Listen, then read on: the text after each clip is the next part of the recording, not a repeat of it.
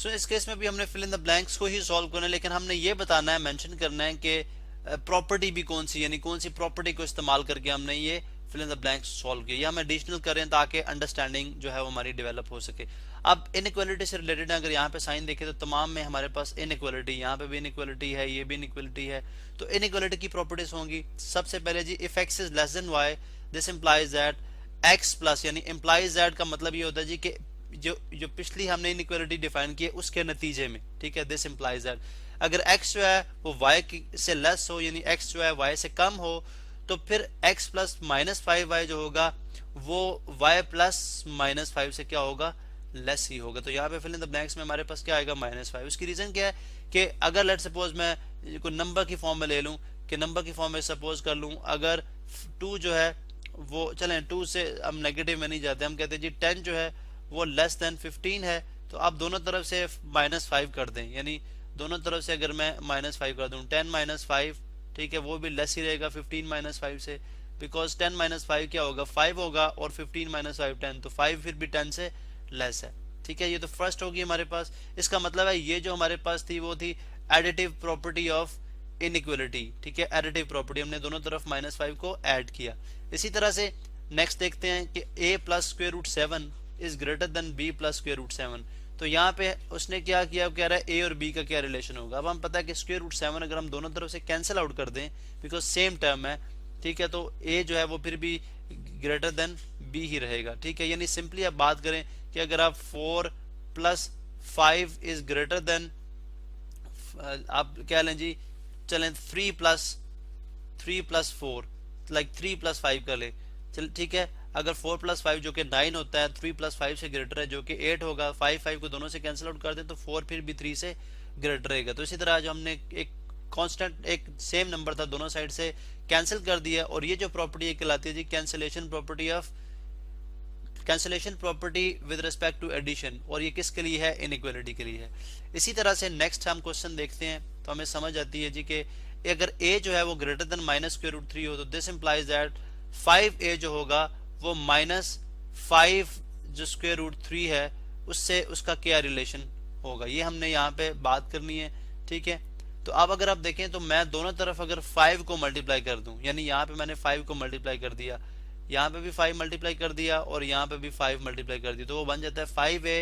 ठीक है, is greater then he रहेगा -5√3। बिकॉज आप जानते हैं कि अगर हम पॉजिटिव नंबर को जब मल्टीप्लाई कराते हैं दोनों तरफ तो इनइक्वालिटी पे फर्क नहीं पड़ता, यानी इसको नंबर की फॉर्म में समझ ले तो हम बात करेंगे अगर 3 जो है वो ग्रेटर देन 2 है तो दोनों तरफ आप क्या करें, 3 को मल्टीप्लाई करा दें या 4 को मल्टीप्लाई कर दें, 4 को मल्टीप्लाई कराएं, 2 जो है वो मल्टीप्लाई बाय 4, तो 3 4 12, और 12 इज ग्रेटर देन 8, 12 फिर भी 8 से ग्रेटर है, मतलब कि जब पॉजिटिव नंबर आप दोनों तरफ मल्टीप्लाई कराएंगे तो इनइक्वालिटी एज इट इज रहेगी। तो ये हमारे पास है बेसिकली जी multiplicative property of inequality when जो है, जो आपने z जो है ये जो आपने कांस्टेंट नंबर मल्टीप्लाई कराया वो क्या हो, ग्रेटर देन 0 हो, यानी कि पॉजिटिव हो। नेक्स्ट हमारे पास है डी पे, हम जब डी पे हम पहुंच के डी पे हम बात करते हैं जी कि 7 is less then x, this implies that -14। अब यहाँ पे देखें हमने यहाँ पे एक इंटरेस्टिंग फिनोमेना है कि अगर यहाँ पे मैं -2 से इसको मल्टीप्लाई कराऊं तब ये -14 बनता है, और इसी तरह इसको भी -2 से मल्टीप्लाई कराऊं तो ये तब -2x बनेगा। अब हम जानते हैं कि जब नंबर को नेगेटिव से मल्टीप्लाई कराया जाए तो जो जो ये लेस देन का साइन है किस में हो जाएगा, ग्रेटर देन का। उसकी रीजन क्या है, उसकी रीजन अगर आप यहाँ पे देखें तो हम ये बात जानते हैं। लेट से मैं यहाँ पे लिखता हूँ जी कि चलें हम इस तरह लिख लेते हैं कि 7 इज ग्रेटर देन 3। अब आप दोनों तरफ -2 मल्टीप्लाई करा दें, -2 मल्टीप्लाई करा दें। अब आप जानते हैं कि -14 जो है, लाइक दिस इंप्लाइज दैट -14 जो है वो -6 से क्या हो जाएगा, ऑफ कोर्स स्मॉल हो जाएगा। नेगेटिव में आपको पता है कि नंबर जितना स्मॉलर होगा वो एक्चुअली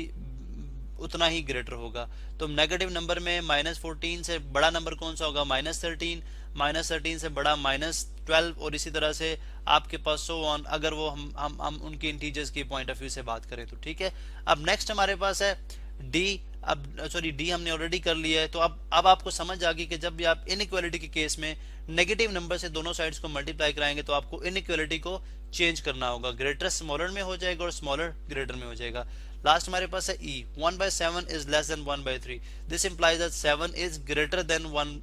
देन 3। ये भी आप जानते हैं, ये कहलाती है हमारे पास इनइक्वालिटी मल्टीप्लिकेटिव इनवर्स। यानी ये प्रॉपर्टी क्या है कि जो नंबर डिनोमिनेटर